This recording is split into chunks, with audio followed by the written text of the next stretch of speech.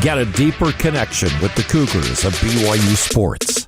God gives us a gift, and we use that gift until he takes it away. Deep Blue. Just sitting down afterward and being really tired and thinking like, wow, I just won the U.S. championship. This is Deep Blue. Here's your host, Jason Shepard. Thanks for tuning in for a brand new episode of Deep Blue. This is the show where we get to know the person behind the number that you see on the field or the court. These are the true stories of BYU athletes from their own mouths. My guest today, the great Max Hall. Max, how are you? It's always good to talk to you. How are you doing? I'm doing great, man. I appreciate you guys having me on. Life's crazy and busy, and I know it was hard even just finding a time to do this, but I enjoy this, and I enjoy what you guys do with the show and Deep Blue, and it was really cool being part of it. So things are good, man, but I'm glad to be back on with you guys. Well, you said things are very busy, and I know a lot of what you're doing, but for those that maybe don't know what's keeping you busy these days, why don't you update everybody? Yeah, sure. So I just finished my 10th season coaching here at ALA. And then my day job is athletic director. So I have all that going on, but kids are getting older. Kids have games. Kids have this, that. They're old enough now. I got to take them places on the weekends, and it's just life just seems to be going really fast. And sometimes I need to remind myself to slow down and enjoy the moment a little bit.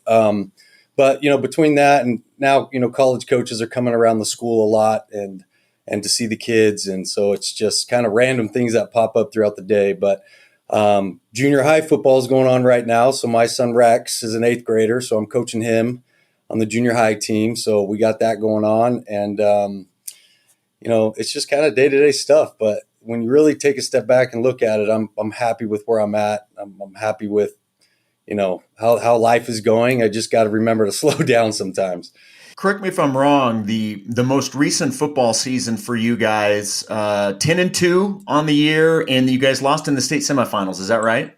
We did. So in Arizona, they have what they call an open division playoff. So they take the 8 best teams in the state, between 6A is the highest, 5A is the next down, and they take the 8 top teams in the state and they do an open playoff for true state champions. So we've been in that playoff the last 4 years.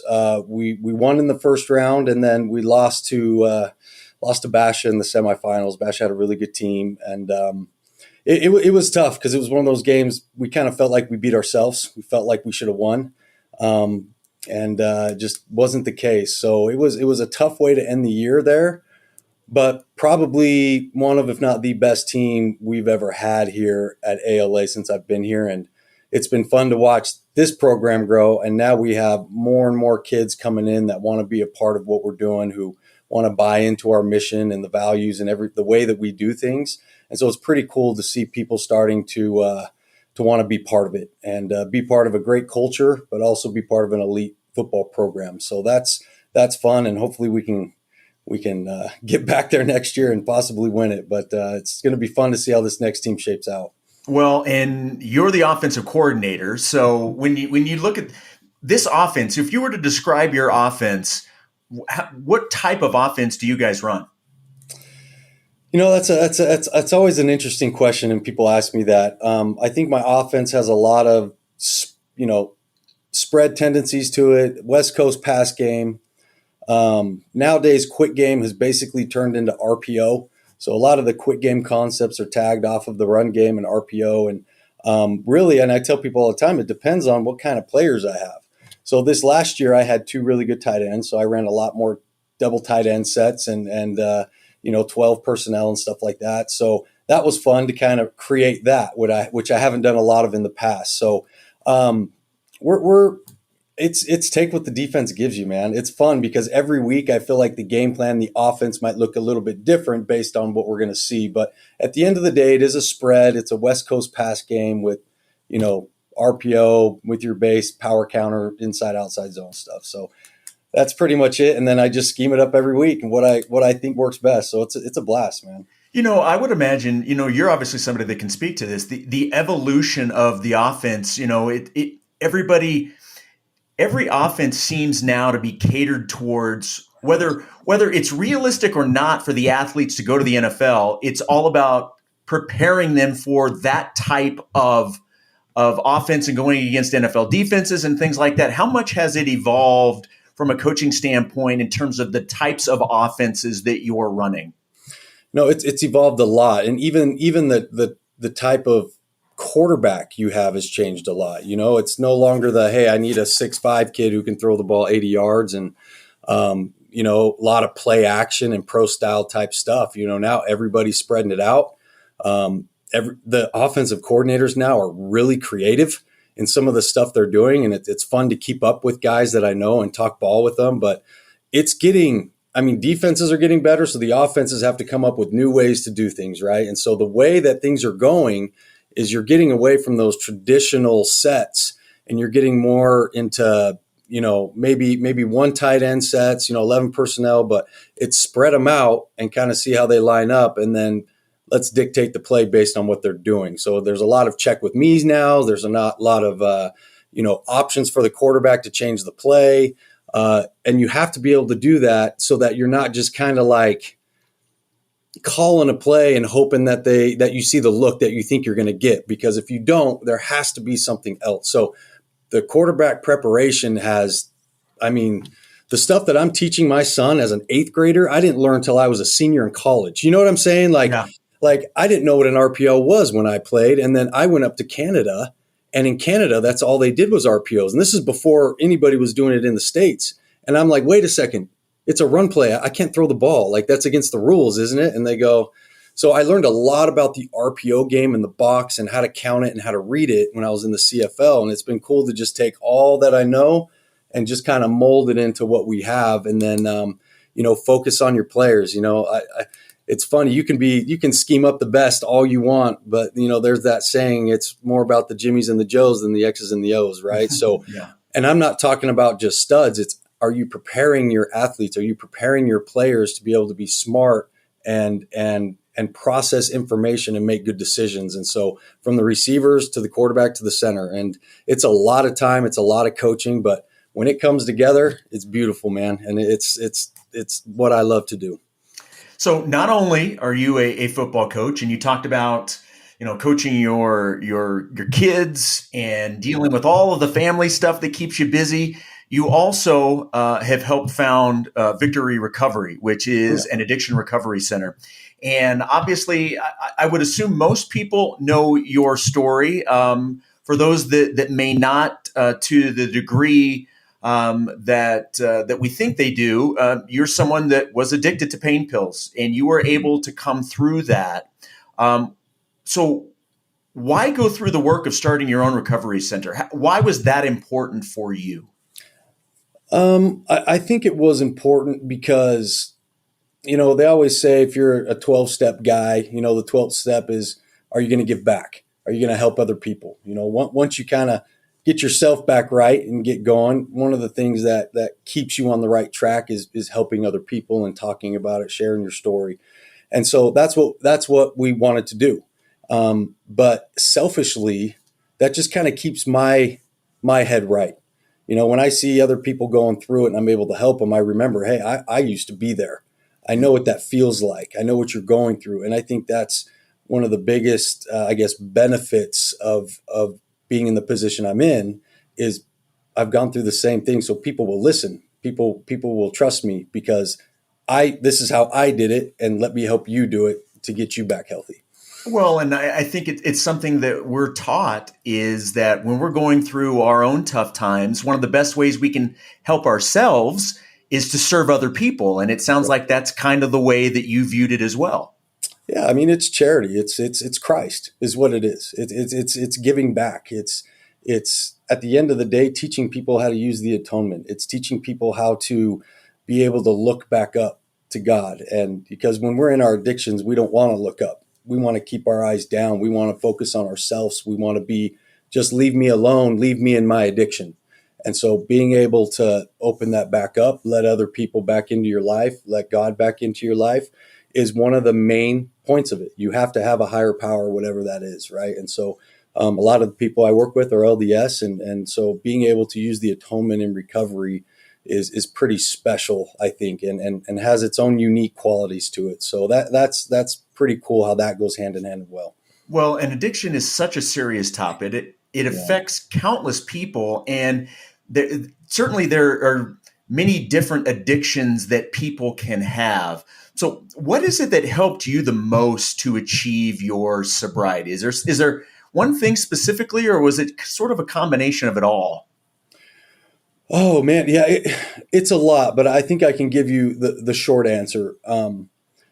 Is what it comes down to is, when you fall to addiction, when I fell to addiction, I was broken. I was not the same guy. I was totally in a different mindset, and you lose self-respect, self-love. You hate what you're doing. You can't help it. It's scary. You don't want to stop, but you have to. And so there's all these emotions that go through you. And the first motivation I had was family. I need to do this for my kids, for my wife, for my family, and I need to get this done. And that worked. It kind of got me going. But what I realized is at the end of the day, I got to make a decision of who I want to be and what I want to do. And if I don't want to be an addict and I want to overcome this and I want to go achieve other things in my life, then I have to make a decision. And once I make the decision, you got to burn the boats, as they say, right? There is no going back. Once I say, okay, I'm ready to get sober, you have to get to a place to where you are willing to do anything, everything, whatever is asked of you. You say yes and do it. And even if it's go jump in the cold lake, go do it. Because if you don't get to the point to where you're ready just to completely not fight it and do everything that people ask you to do, because that's what you need to do to get sober. And I'm doing it because I want it, not for somebody else. And I think that's what really kind of got my recovery and kind of took it to the next level, is when that self-respect and self-love and self-care, and when I liked myself again, now I was able to be a good dad again and a good husband and coach football and do all the things I'm doing. But I had to get my own head right first. And so that's the hardest thing that people don't realize. And then you get people who don't want to get sober. Yeah, they're an addict and they have no motivation. They have no family. They have no desire to change. And those are the tough ones. Those are the ones that get really dark. But I've seen people come out of it. It's just when that person makes the decision that I'm done, now we can start the recovery and move forward. But there's so many people who have told me they've made it, but they haven't. They're not all in. So when I say burn the boats, we're all in, that's when it starts. And so it took me, even when I got out of recovery, it still took me a while to flip that switch, right? And it was probably a year of white knuckling and trying to figure out what works for me. And what do I do? Who do I see? Who do I talk to? Do I get a sponsor? Do I go to meetings? What am I going to do? It took me a year to figure that all out and come up with a plan and a path that worked for me. Everybody's recovery is different. There's no one deal to do it. And so that's what we were doing. We were helping people find their path and what works for them. And so for me, I had to take the mentality, the competitiveness, the great qualities that I had that made me a great football player, and I had to learn how to change that from football into Max as a person, as a husband, as a father, as a follower of Christ. And that's where I think things changed. When I figured out how to do that and use this the same way that I was dedicated and just viciously wanted to be the best at football, I need to do that for myself. So that for me is what really got me sober. Do you still feel a connection to that guy, or because of the work you've done and the time that has passed, does that almost feel like a completely different person? It's a different person. I've gotten to the point now. I mean, I'm not a big day counter. I know some people are, but I think we're 11 years now since it happened. And I've gotten to the point to where I don't forget it. I don't pretend like it never happened. I own that. But that person is so far in the rearview mirror, and I don't want to focus on the past. I know he's there, and I know I could go back to that if I don't keep on the right, path and make the right decisions. but I don't need to focus on it. There's a lot of people in recovery who will go to a meeting, and every meeting they go to, they say, "Hi, I'm Max. I'm an alcoholic, or I'm an addict." I got a little different perspective, and I'll get criticized for this, but I really don't care. My thing is self-talk, and if I wake up every day and say that I'm an addict, I'm going to be an addict, But if I wake up every day and say that no, I'm Max and I'm sober and I'm a great dad and I have self-confidence, and how you talk to yourself is a big deal. And so again, that's just another path that might work for someone else, but for me, that's in the past.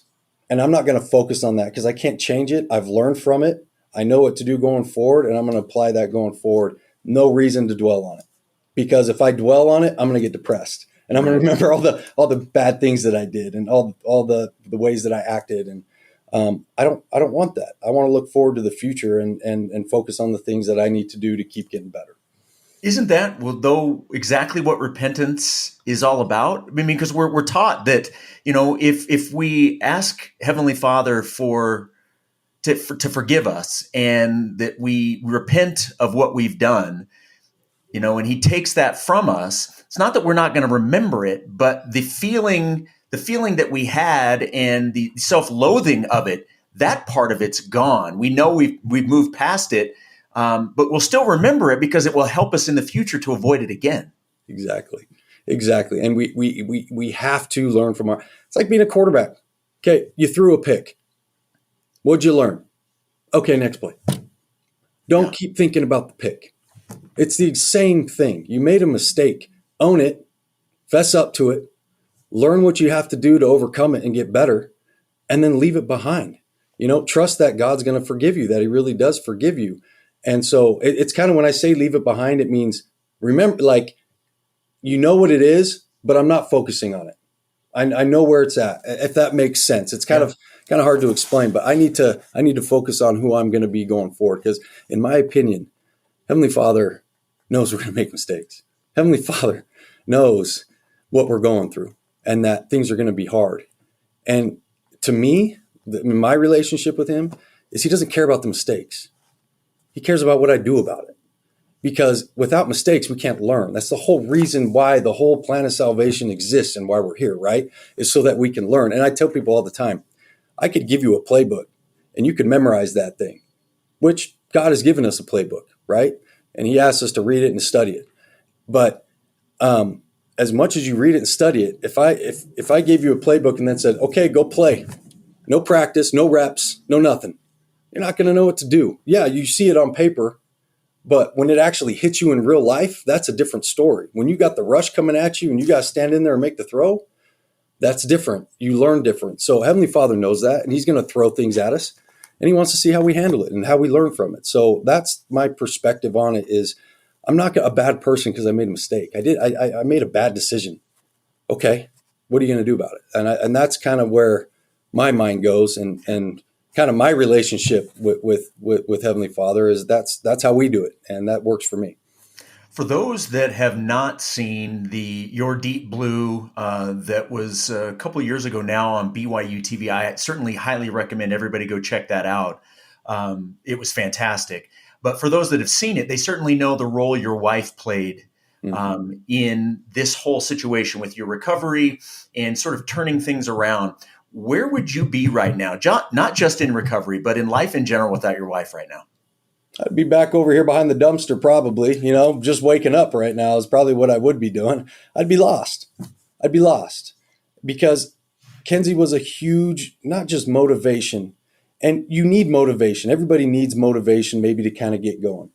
But until you have a passion inside of you to do something, it's not going to work. I can give you the best rah-rah speech in the world, and you go out there and lay an egg in the first quarter. It's like, that motivation went away. It's got to come from in here. It's got to come from passion. And Kenzie helped me find that. And that's what was big about her. She didn't give up on me. She stayed with me. And she said, let's fight this thing. I'm with you. I got your back. And that gave me some confidence to go ahead and try to do some of the things that I didn't want to do.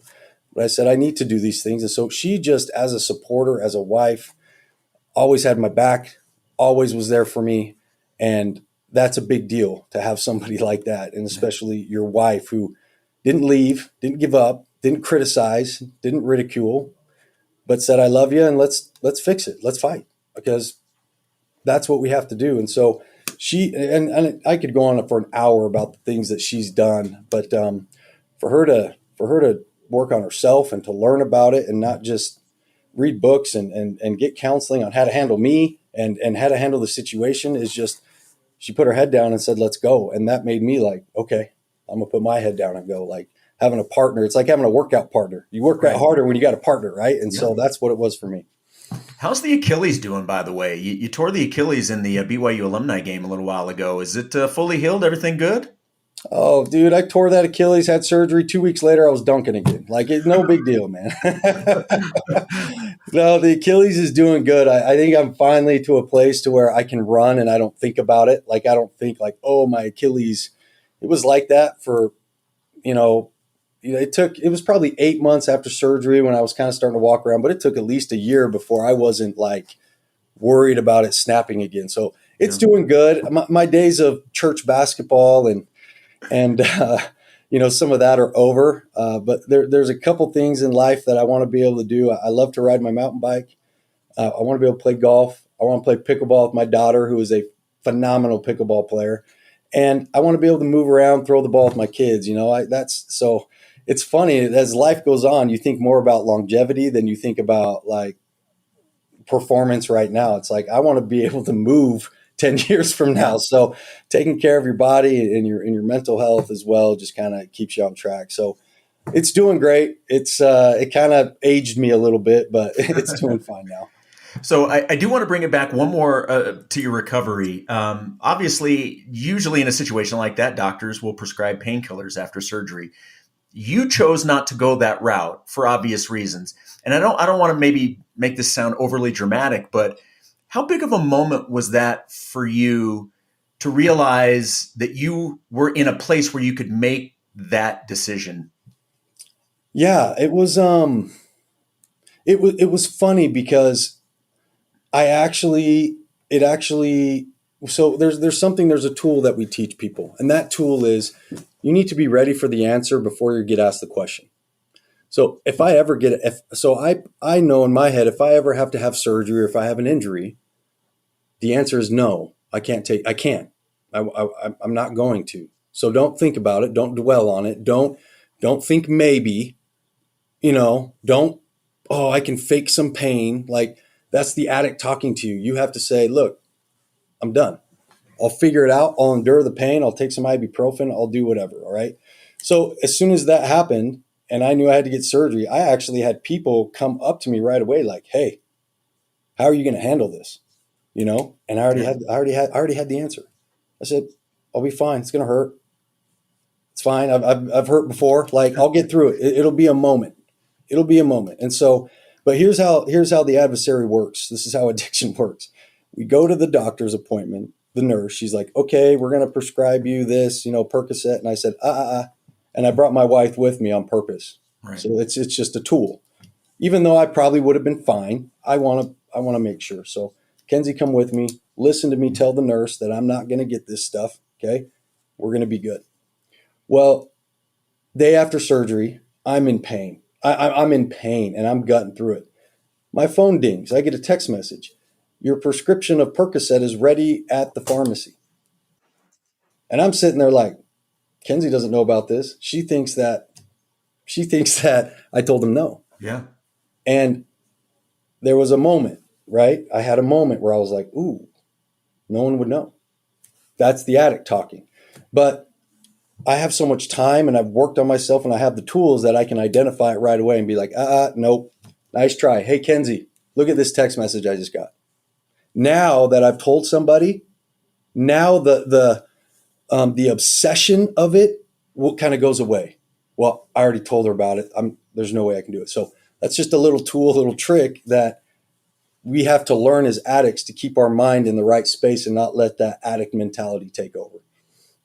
We're talking with the great Max Hall here on the Deep Blue podcast. And the theme of this is changes throughout our life and how the decisions that we make after the changes and where it takes us. And we're going to get into a few more. Yes, we are going to talk a little bit more football. In fact, we're going to get into that when we come back. We're going to take a quick break. We'll have more with Max Hall right after this. You're listening to the Deep Blue Podcast on BYU Radio. Hey everyone, Jason Shepard here to talk about one of our other great podcasts on BYU Radio, Her Why. It's all BYU women's athletics all the time. The podcast is hosted by my colleague, Lauren McLean. She interviews coaches like Heather Olmstead, BYU athletes like basketball's Amari Whiting, and legends like soccer star Ashley Hatch. You'll hear stories of triumph, trials, and toughness. If you're a big Cougar fan, you should check out the Her Why podcast on YouTube, Apple Podcasts, or wherever you listen to your podcasts.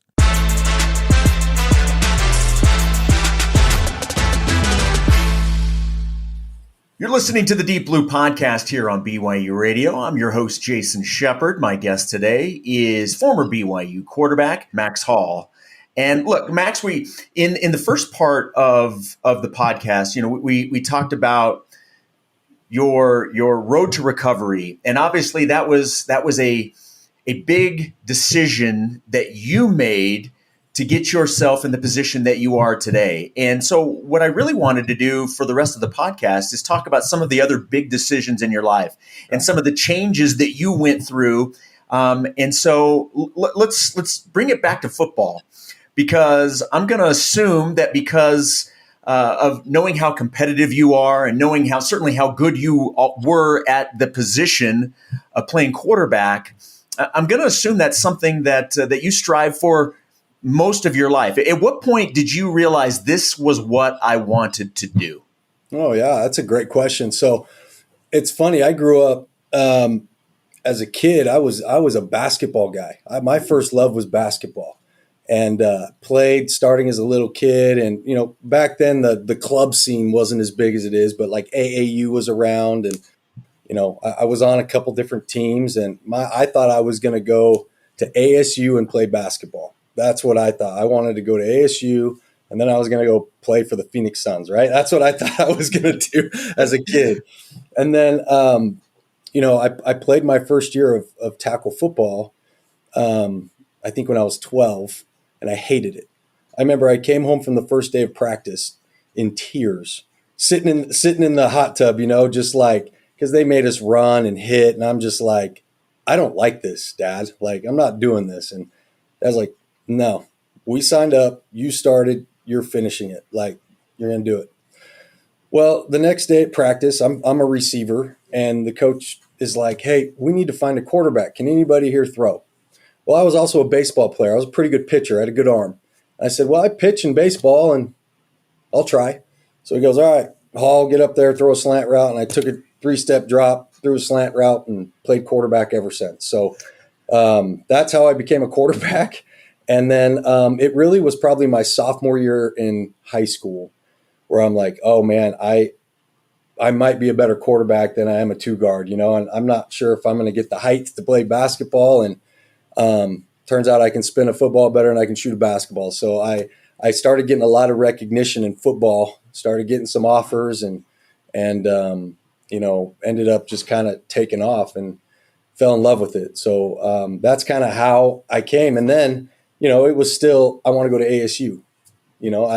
That's my uncle, my grandpa's jerseys are retired there. I went to the ASU games growing up. I want to go to ASU. And so I went there and was there for a semester. I left on my mission, and when I came home, I knew I couldn't go back to ASU, and I needed to put myself in a better position, and BYU is the answer. So I got home, and BYU said, hey, we still got a scholarship for you if you want to come to BYU. And I said, well, I'll come up on a visit. Went up on a visit, and as I was sitting in a fireside that they were giving before the game. I don't know, does the team still do the firesides the night before the game sometimes? Sometimes. Yeah, so we used to do it a lot more, and I know they do it still once in a while, but I'm sitting there, that fireside, and I'm watching the players talk, and Coach Mendenhall gets up and talk, and I remember me and my dad looked at each other at the same time, and he's like, you're supposed to be here. And I said, okay. So that's how I ended up transferring to BYU. It had nothing to do with football. It Had nothing to do with what quarterbacks were there, or I just wanted to be at BYU, and I wanted to play football at BYU. And so I worked my tail off and got an opportunity. I got to learn from John Beck, from a year, and got an opportunity and played. So that's it was probably like my sophomore, junior year where I'm like, dude, I think my career is in football. And that's when I made the switch. I think we feel like there's got to be these just gigantic moments that set us up on this course that we were destined for. But you talk about the fact that you were playing receiver and just on a whim, like, hey, can anybody play quarterback? I mean, had that question not been asked, your life could be completely different. Or if you're not at that fireside, maybe you don't have that prompting to go to BYU. So it's these small things that if we're not paying attention to or there at the right time, I mean, you talk about decisions, it could look completely different for you. Yeah. I mean, what if I stayed at ASU? What did that look like? Where would my life have gone from there? And it's no secret, ASU is a big party school. You know what I mean? And I needed to get out of that environment, and I needed to be in a better one. And so who knows where my life would have went. Well, I don't know if I'd have played at ASU or if I'd have never played and just partied the whole time I was there. I don't know. It's like BYU didn't have to reach out when I came home. Why did they reach out? There was something there that was special. There was something there's a reason why I needed to be there. And it just happened. I feel bad for some of these kids nowadays trying to get to college and get a scholarship. For me, it just it happened. And looking back, I think I know some of the reasons why, and it wasn't just to play football. It's what I did for other people. It's what I learned. I ended up meeting my wife in the process of all this. So it just goes together. And I always, when I talk, it's like my life is like the Book of Mormon, man. You know what I mean? It's like I do good, and then I get comfortable, and then the Book of Mormon's like this. Yeah. They're either doing really good or they're really bad, right? Yeah. And I'd like, dude, I got to even this out. I got to stay up here a little bit, right? So it's being at BYU, I think, was one of the biggest blessings in my life. It did more for me than I think I did for BYU. You mentioned going and being there with John Beck, and you were able to sit and watch Beck that 2006 season. And I'm curious, from your perspective, everybody wants to play. Everybody wants to be out there. How much of your collegiate success do you believe can be traced back to that year that you had to watch and learn? It's the best thing that could have happened to me. So when I was at ASU, I was on the travel squad. I was the third string quarterback, and I held the clipboard all practice. I got to go to the games, but I wasn't getting any reps. When I got to BYU, I was ineligible to play my first year. I went to BYU knowing I couldn't play the first year. I didn't care. And so what that allowed me to do was run the scout team. So every single day I got to go against the best defense in the Mountain West. That was with Kelly Papinga and Brian Kill and Nixon and Criddle and all these guys, that amazing defense. And I got to go against them every day in practice. And I got better and better. And then that spring, when I had an opportunity to compete for the job, I was ready because I followed John Beck everywhere he went, and I soaked up everything he had to say and everything he did. And I watched how hard he worked, and I watched how he trained, how he coached, how he managed his players. And I learned a lot from him. And then you add in Brandon Doman, who believed in me, who told me I was going to be great, that I could be as good as I wanted to be, and I'm going to help you get there. And I had people believing in me. I had people that helped me get to where I was at. I didn't just become that. I had guys like John and Brandon and Bronco and these guys who helped me become that. And then obviously I had to go do it. I had to put in the work too, but learning from those guys was invaluable. And so the reps I got learning, and then having a coach that believed in me and knew how to coach me and motivate me was, Coach Doman is responsible for my success at BYU more than I think anybody. And that's pretty special to be able to say that. Well, you were certainly ready to roll when the reins of the offense were given to you. What did that moment mean? Can you articulate what it meant to you when it was your show and you were finally able to get on the field? Yeah, it's funny, and I'll go through this quick, but going into spring, I thought I was the next dude up. John and Jason Beck are graduating. They tell me how much they like me, next man up, right? Well, they brought in like 3 JC transfers. A couple kids got home from their mission. All of a sudden, the quarterback room's like 8 dudes. It was supposed to be like 3.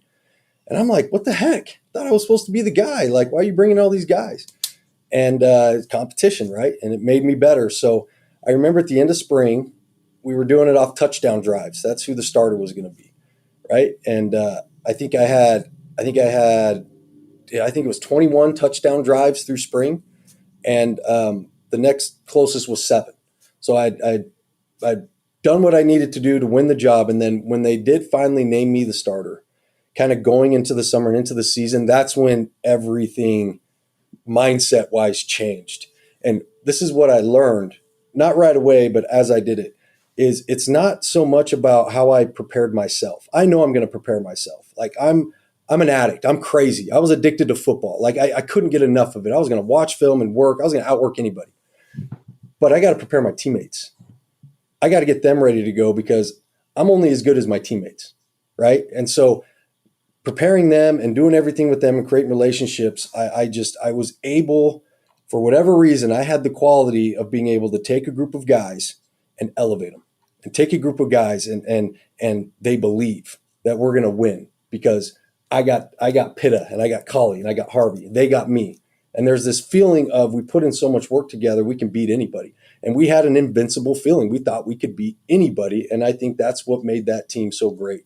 I wish we could have played more out of conference games, playing in the Mountain West. I would have liked to have played, not playing San Diego State and Wyoming all the time. I wish we could have played some bigger games, which we got to play Oklahoma and Pac-10 teams. But I think that team was good enough to compete at a little higher level. But definitely a special couple of years there, man. It was a great time. Well, in 2007, and this is probably selfish on my part because it's one of my favorite plays, and I just happened to be on the sideline there.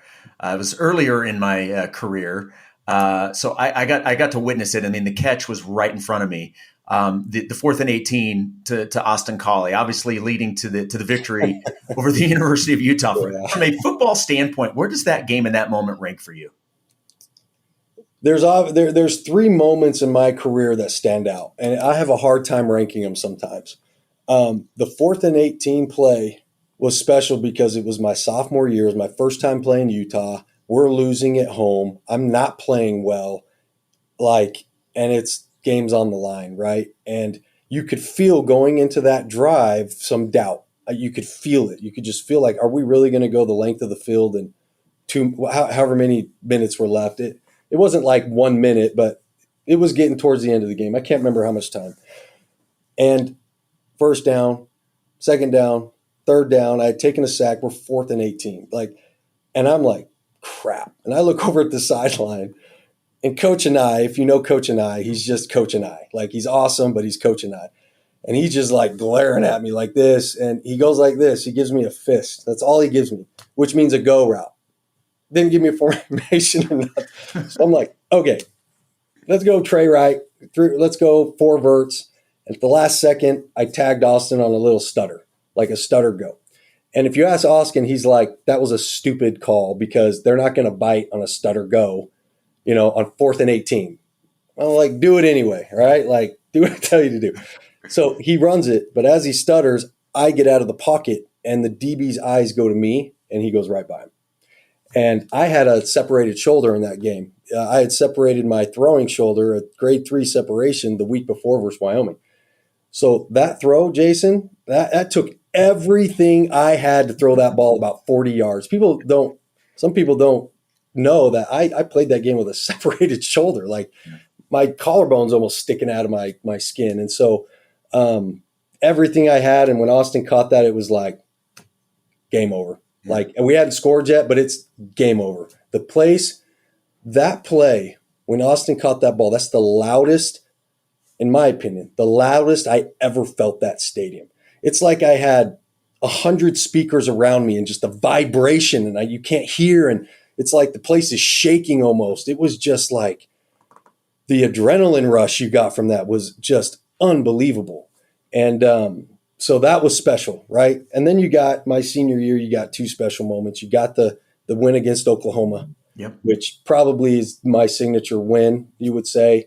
And then obviously the overtime pass to Andrew got to be number 1. I mean, I don't when you throw an overtime pass against your rival to win the game, but Jason, that 4th and 18, I could have gotten sacked. Right. That overtime play, I threw that ball into double coverage. It could have gotten tipped, and we may not have scored. It's like when you bring up these little things that if they just went a little bit different, things change. And then I pop up after the game and all of a sudden become like a legend at BYU because I popped off after the Utah game. It's like people love me or hate me for that. And I look back at it and I think it's funny. It's just at the time it was so intense and so serious. And now I cheer for Utah when they're not playing for BYU. One of my quarterbacks that played for me just walked on at Utah. I have another quarterback that played for me last year who signed with BYU. So I'm going to have a quarterback at Utah and a quarterback at BYU. And I might have to wear a blue shirt with a spot of red on it or something for my guy at Utah. But those 3 moments are the ones that I remember the most, very vividly. And, having the field rush after that overtime game and people grabbing me and hoisting me up. And you dream of that as a kid. And so for that to come true for me, I just super blessed, man, just super happy with how things worked out. Is the "I hate Utah" comment, is that what's brought up to you most? It was for a while. And, even some of my kids and players would find the clip on YouTube and pull it up, be like, "Coach, look at you." And it's kind of died down. Sometimes when I'm in Utah, I'll get "we hate them too." It's one of those things. Mm-hmm. And I think it's calmed down. I think I take pictures with people wearing "I hate Max Hall" shirts. It's funny. Like, in my opinion, it's funny, and that also, quite frankly, Max, and I think you've probably experienced this, that also helps diffuse the situation because there are a lot of people that really didn't like that. But when you're able to have fun with it and then you have fun with Utah fans, it makes you even more endearing because it diffuses the entire situation. Right. And that's what I wanted to do. I don't hate everything about Utah. That came out of my mouth and instantly I said, crap, shouldn't have said that. All right. It was more directed towards some fans that were being jerks to me and my family after the game. Right. So, but it was personal at the time because my family was involved and people say that I lie about it and that never happened. Fine. You want to say that I lied about it. I'm not going to make up that I walked out of the locker room and what I saw. But so it was personal. But now that a couple of years have passed, I look back, I go, it's kind of funny, and it's at the end of the day, it's football. It's not the most important thing in the world. It's great. I love it. I'm passionate about it. It's a big part of who I am. There's other things that are more important, and relationships and treating other people and overcoming obstacles. We got to stick together on that. Yeah, we can cheer against each other, but at the end of the day, we're brothers and sisters, man. And who wins the BYU-Utah game? Does it really matter? Does it really matter that much? So that's kind of where you get to in life. What are the most important lessons, whether it's from your life experiences, from your playing days, what are those lessons that you feel are most important to pass on to your athletes? I think that's a great question because football, in my opinion, is one of the best ways to teach valuable life lessons. Football's hard. You train year round for it in high school, you're guaranteed 10 games. And you train, let's say, 300 days a year to play in 10 games. And so those games are so special. They're so you get up for them like they're unique. Anytime you get a chance to play a football game, it's special, right? And so that's why there's so much emotion involved in football and everything and the physicality of it. And then teamwork and leadership and dedication and everything that you can learn in that is great. And I got really good at it in football.